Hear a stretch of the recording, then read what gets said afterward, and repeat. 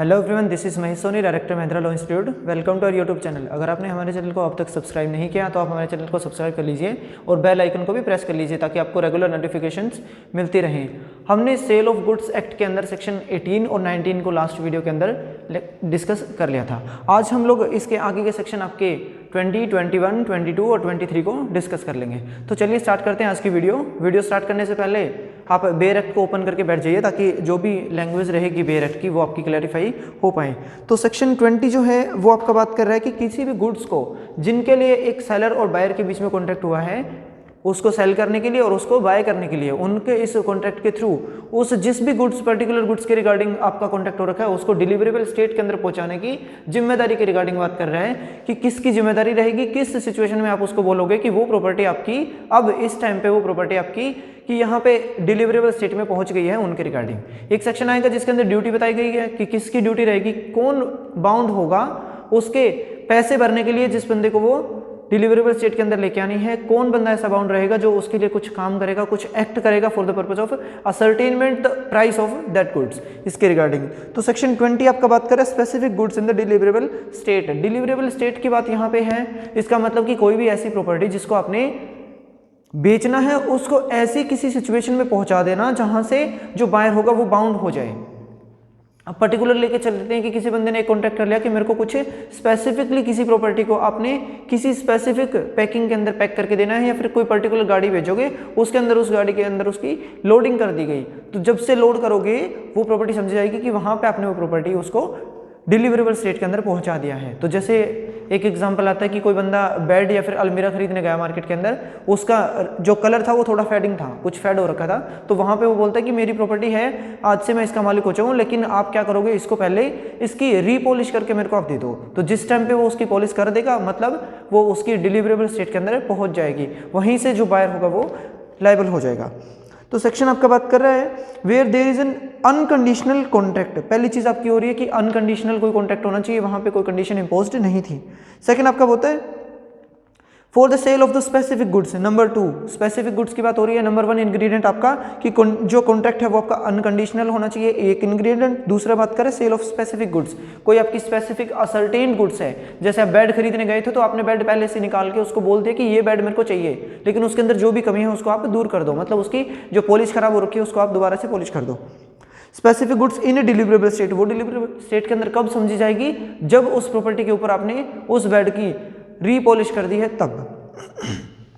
And the property in the goods passes to the buyer when the contract is made. अब वो property उसके पास कब हो रही है बायर को, जब से आपने वो कॉन्ट्रैक्ट कर लिया था। जिस टाइम पे भी आप मार्केट में जाके बोलोगे कि इस प्रॉपर्टी को आप मैं इसको स्पेसिफाइड कर चुका हूं, मतलब इसको मैं असर्टेन कर चुका, इस प्रॉपर्टी को आप डिलीवरेबल स्टेट के अंदर पहुंचा दो, तभी से वो प्रॉपर्टी उसकी ट्रांसफर समझी जाएगी बायर को।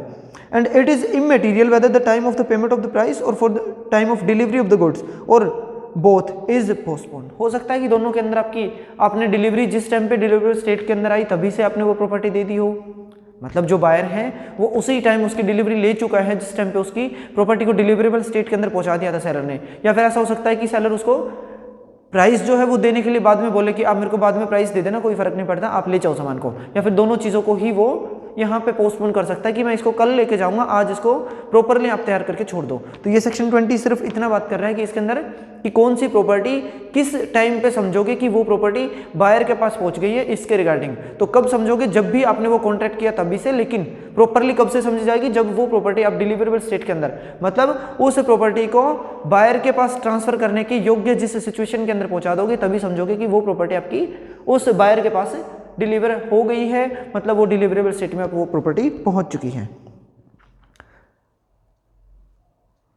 यही आपका सेक्शन 20 बात कर रहा है। इसके अंदर जो कॉन्ट्रैक्ट के अंदर जो चीज़ें बता रखी है ना, जो आपका एक डिलीवरेबल स्टेट के अंदर लेके आने की, यहाँ पे फिजिकल एक्ट की बात हो रही है कि यहाँ पे फिजिकली कुछ एक्ट करना है उस सेलर ने ताकि वो प्रॉपर्टी उस ऐसी किसी सिचुएशन में आ सके जहाँ से वो बायर प्रॉपर्टी को ले जा सके। अब सेक्शन 21 है। 21 आपका बात कर रहा है specific goods to be put into the deliverable state. कुछ स्पेसिफिक गुड्स हैं जिनको डिलीवरेबल स्टेट के अंदर डालने की ड्यूटी जो है वो किसकी रहेगी और कैसे डाली जाएगी देख लेते हैं। Where there is a contract for the sale of the specific goods, जहाँ पे किसी असर्टेन्ड गुड्स की बात हो रही है कि यहाँ पे आपने जो कॉन्ट्रैक्ट कर लिया है वो आपका हमेशा स्पेसिफिक गुड्स का होगा। And the seller is bound to do something, यहाँ पे सबसे बड़ी जो लाइबिलिटी है, यहाँ पे सेलर की लाइबिलिटी डाल दी कि जो सेलर है वो लाइबल होगा कुछ ऐसे काम करने के लिए ताकि to the goods for the purpose of putting them into the deliverable state, deliverable state के अंदर उस प्रॉपर्टी को पहुंचाने के लिए यहाँ पे सेलर की ड्यूटी है कि वो कुछ काम करेगा। जैसे बोला था ना कि इस प्रॉपर्टी के ऊपर, इस बेड के ऊपर आप इसके पॉलिश करके दे दो, ये अलमारी मेरी हो चुकी है, उसको आप स्पेशली किसी पैकिंग के अंदर पैक करके दे दो, तो जब भी आप स्पेशल किसी पैकिंग में डाल दोगे, उसकी पॉलिश कर दोगे, या फिर आपने कोई गाड़ी भेज दी थी, उस गाड़ी के अंदर उसने लोड कर दिया था, तो वो प्रॉपर्टी उसकी समझी जाएगी कि अब वो प्रॉपर्टी उसकी यहाँ पे डिलीवरेबल स्टेट के अंदर पहुँच गई है। The property does not pass until such thing is done and the buyer has notice thereof, यहाँ पे अब क्या रहेगा कि सेलर की ड्यूटी है कि वो प्रॉपर्टी को पहले डिलीवरेबल स्टेट के अंदर करेगा, जैसे वो बायर बोल के गया था वैसा काम करेगा। उसके बाद जब वो उसके अंदर पैक हो चुकी है तो वो हमेशा नोटिस देगा उस बायर को। एक सेलर की ड्यूटी है कि वो हमेशा फ़ोन करके बोलेगा कि आप अपने सामान को लेके चले जाओ, मैंने वो सामान पैक करवा के दे दिया है। अब यही लिखा हुआ है where there is a contract for the sale of the specific goods and the seller is bound to do something, इसको अंडरलाइन कर लो, जहाँ पे सेलर की कुछ बाउंडेशन लगा दी है कि आप बाउंड हो कुछ करने के लिए। कुछ करना किस पर्पज से है, ताकि वो प्रॉपर्टी डिलीवरेबल स्टेट में पहुंच सके, और जब डिलीवरेबल स्टेट के अंदर पहुंच जाएगी उस टाइम पे उस सेलर की ही ड्यूटी रहेगी हमेशा कि उस बायर को इन्फॉर्म करे कि मैंने आपकी प्रॉपर्टी डिलीवरेबल स्टेट के अंदर पहुँचा दी है, आप इसके आके डिलीवरी ले सकते हो। और इसके अंदर एक ऐसा पॉइंट आता है कि जो आप डिलीवरेबल स्टेट के अंदर पहुंचाओगे वहां पे किसके द्वारा इसका खर्चा उठाया जाएगा, कौन ऐसा पर्सन होगा जो उसको डिलीवरेबल स्टेट के अंदर पहुंचाने का खर्चा बियर करेगा। Expenses of the goods putting into the deliverable state, वो किसके द्वारा बियर किए जाएंगे, हमेशा सेलर उसको बियर करेगा। तो it is the duty of the seller to contribute, या फिर जो उसके एक्सपेंसेस है उनको बियर करने का हमेशा ड्यूटी रहेगी। सेक्शन 22 आपका बात कर रहा है specific goods in the deliverable state where the seller has to do some anything thereto in order to ascertain the price. यहाँ पे एक सेलर की फिर से ड्यूटी लगा दी कि सेलर को कुछ करना पड़ेगा ऐसे किसी काम के लिए कि जिसके थ्रू समझा जाए, जहाँ पे आप सोचोगे कि यहाँ पे आपने किसी प्रॉपर्टी के जो प्राइस है उसको फिक्स करने के पर्पज से। अब जैसे आप कुछ सामान लेके आना है, आपने कपड़े की दुकान पे गए हो और वहां से कपड़ा खरीद के लेके आना है, तो यहाँ पे क्या ड्यूटी रहेगी, उसको मेजर कर देना, उसको माप करके वो फिक्सली आपको काट के देगा, वहां पे ड्यूटी होगी।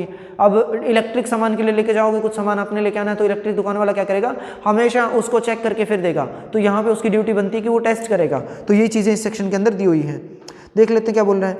Where there is a contract for the sale of the specific goods in a deliverable state, कोई प्रॉपर्टी आपकी डिलीवरेबल स्टेट के अंदर, जैसे मतलब कोई अगर आइटम खरीद के लेके आना, आपके मोबाइल है या फिर कोई फैन वगैरह खरीद के लेके आ रहे हो, कोई भी इलेक्ट्रिक मामला, तो जो भी आप इलेक्ट्रिक सामान गुड्स खरीद के लेके आओगे वहाँ पे क्या है कि वो ऑलरेडी आपकी डिलीवरेबल स्टेट की तरह ही रहती है कि जैसे तैयार मिलेगी आपको जो भी चीज़ खरीद के लेके आनी है। अब मोबाइल है वो आपका ऑलरेडी तैयार है, उसके अंदर तो कुछ तैयार करके देने की जरूरत नहीं है, लेकिन क्या करोगे उसके अंदर सिम डाल के, मेमोरी कार्ड डाल के, चार्जिंग लगा के, ये सारी चीज़ें आप उसको चेक करोगे कि वो सही प्रॉपरली काम कर रहा है कि नहीं कर रहा है। तो इसके रिगार्डिंग है where there is a contract for the sale of the specific goods in a deliverable state but the seller is bound, यहाँ पे सेलर को बाउंड कर दिया गया। सेक्शन ऊपर वाला उसमें भी बाउंड थे, यहाँ पे भी बाउंड है।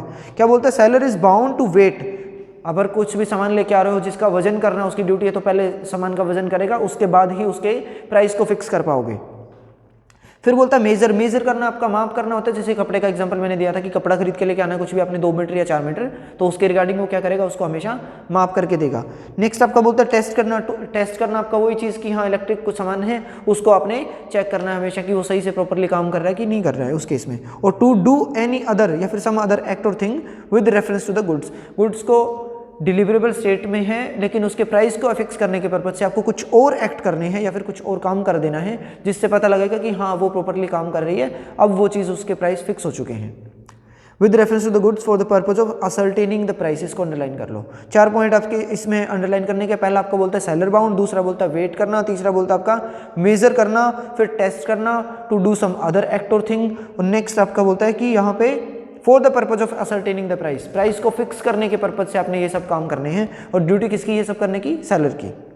The property does not pass until such act or thing is done and the buyer has notice thereof, जब तक वो प्रॉपर्टी का टेस्ट, मेजर और जो आपके अदर जितने भी चीज़ इसके अंदर दे रखी कि डू समथिंग एल्स, वो जो काम है जब तक वो कंप्लीट नहीं कर देता तब तक और प्लस वो कंप्लीट कर देगा, करने के बाद उसका नोटिस हमेशा उस बायर को देगा कि आपकी प्रॉपर्टी मैंने टेस्ट करके रखी हुई है, आप इसको सामान को ले जाओ। तो जब तक उसका बायर उसका नोटिस नहीं ले लेता, जब तक नोटिस में बायर की नोटिस में ये बात नहीं पहुंच जाती कि मेरा सामान तैयार है, तब तक उसकी प्रॉपर्टी को ट्रांसफर नहीं समझा जाएगा।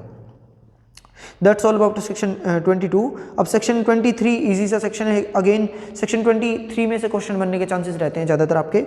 23 आपका बात कर रहा है sale of ascertained unascertained goods and the appropriation. अब कोई भी प्रॉपर्टी आपकी अनअसर्टेन्ड है, उसके रिगार्डिंग आपने कॉन्ट्रैक्ट कर लिया और उसकी एप्रोप्रिएशन की बात हो रही है। एप्रोप्रिएशन एक तरीके की आपकी रहती है कि जैसे आपने डिस्क्रिप्शन दिया था कॉन्ट्रैक्ट के अंदर, जिस टाइम पे कॉन्ट्रैक्ट कर रहे हो, जब आपने डिस्क्रिप्शन दिया था कि ये प्रॉपर्टी मेरे को इस तरीके की मिलेगी, ये इसकी क्वालिटीज होंगी, तो उन सबको आपने उसी कॉन्ट्रैक्ट के हिसाब से सेट कर दिया हो, तब समझोगे कि वो आपने प्रॉपर्टी असर्टेन करने के बाद उसको एप्रोप्रिएट कर दिया है। अब देख लेते हैं सेक्शन क्या बोल रहा है। फर्स्ट क्लोज इसका बात कर रहा है where there is a contract for the sale of the unascertained or future goods.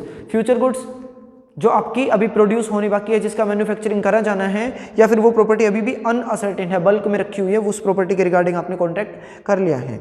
Bye description, अब आपने वो प्रॉपर्टी खरीदने के रिगार्डिंग कौन सा कॉन्ट्रैक्ट किस तरीके से किया कि उसकी बाय डिस्क्रिप्शन मतलब कॉन्ट्रैक्ट के अंदर उसकी क्वालिटी चीज़ें आपने चेक कर ली। जैसे बैटरी खरीदनी है तो आपने बता दिया कि 6 एकड़ जमीन तक उसकी लाइट जाएगी। मोबाइल खरीदना बोलते 4 दिन बैटरी चल रही है।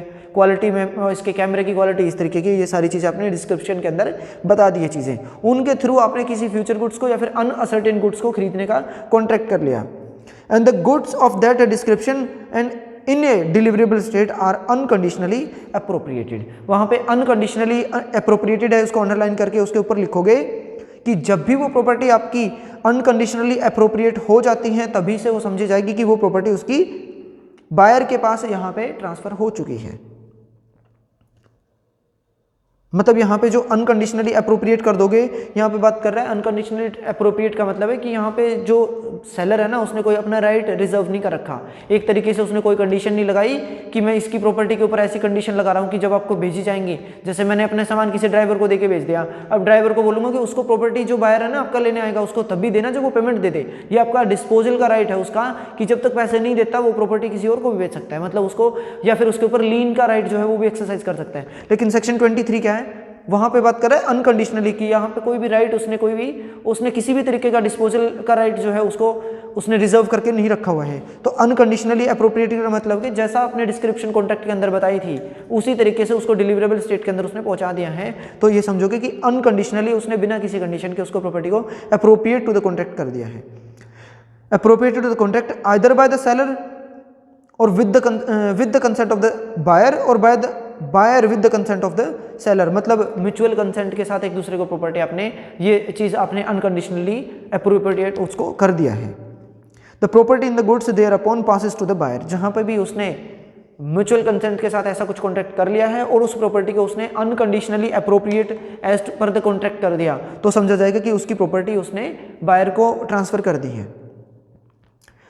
Property in the goods thereupon passes to the buyer, such assent may be express or implied, जो भी कंसेंट म्यूचुअल कंसेंट जिनकी ली गई थी आपस की, वो आपकी एक्सप्रेस और इम्प्लाइड हो सकती है, और may be given either before or after the appropriation is made. जब भी वो प्रॉपर्टी उसकी अप्रोप्रिएट कर दी गई थी, उससे पहले कंसेंट दी जा सकती है या फिर बाद में भी दी जा सकती है। एक्सप्रेस या फिर इम्प्लाइड है, उसका कोई फर्क नहीं पड़ता, कैसी भी उसकी कंसेंट हो सकती है।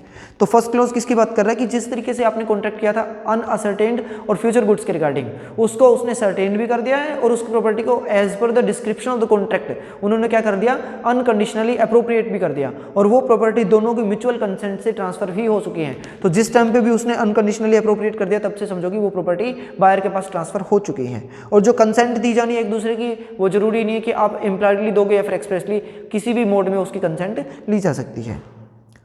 सेकंड क्लोज आपका बात कर रहा है delivery to the carrier. Carrier क्या होता है कि जो आपका वाहक है उसकी बात कर रहे हैं कि जैसे मतलब मैं अगर अपना कोई सामान भेज रहा हूँ तो वो किसी बीच वाले किसी पर्सन को दूंगा, कि जैसे मतलब कोई ड्राइवर है उसको सामान देके भेज दिया, उसकी बात हो रही है।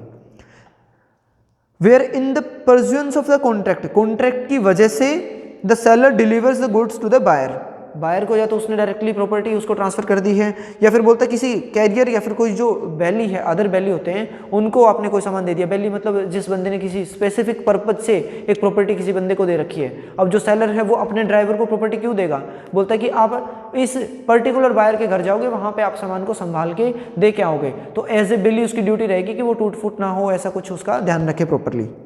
तो जब भी ये चीज़ें उसको कैरियर को, बायर या फिर उस बेली को आपने दे दी है, whether named by the buyer or not, यहाँ पे हो सकता है कि उस ड्राइवर को उस बायर ने खुद ने बेच दिया हो या फिर सेलर खुद ही बेच रहा है उसके regarding. For the purpose of transmission to the buyer, buyer को वो प्रॉपर्टी ट्रांसमिट करने के पर्पज से, and he does not reserve the right of the disposal. इसको अंडरलाइन कर लो कि यहाँ पे जो सेलर है उसने अपना राइट जो है डिस्पोजल का उसको रिजर्व नहीं कर दिया है, मतलब फिर से अगेन उसको प्रॉपर्टी तभी से समझी जाएगी कि वो प्रॉपर्टी उसकी ट्रांसफर हो चुकी, जब से वो प्रॉपर्टी उस बंदे को उसने दे दी है तब से। He is deemed to unconditionally appropriate the goods to the contract, contract के अंदर उसने अनकंडीशनली अप्रोप्रिएटेड ही समझी जाएगी अगर उसने कोई राइट अपना डिस्पोजल का रिजर्व नहीं रखा है उस केस में। रिजर्व राइट कब रखेगा, सेक्शन 25 उसके रिगार्डिंग बात कर रहा है कि आपने रिजर्वेशन करनी है किसी राइट ऑफ डिस्पोजल की। राइट ऑफ डिस्पोजल आपका एक तरीके का रहता है कि जहाँ पे एक पर्सन का खुद का राइट है कि जब तक उसको पेमेंट नहीं मिल जाती, अनपेड जब तक सेलर है, उसकी राइट रहेगा कि वो किसी और को भी वो प्रॉपर्टी ट्रांसफर कर सकता है, तो उसको बोलते हैं राइट आपका डिस्पोजल कर लेना।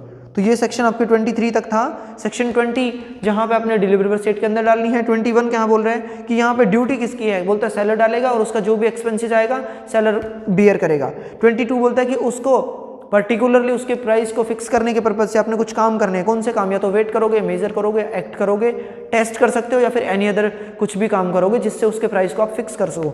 23 क्या बोल रहा है कि जब भी आपने कोई भी property unascertained or future goods के रिगार्डिंग कोई कॉन्ट्रैक्ट किया था, उसको आपने as per the condition of the contract जैसी तरीके बताई गई थी उसके ऊपर बिना किसी कंडीशन के लगाए, मतलब अपने किसी भी डिस्पोजल के राइट को रिजर्व करे बिना उस प्रॉपर्टी को आपने उस डिलीवरेबल स्टेट के अंदर डाल दिया है, मतलब उसको अप्रोप्रिएट कर दिया है।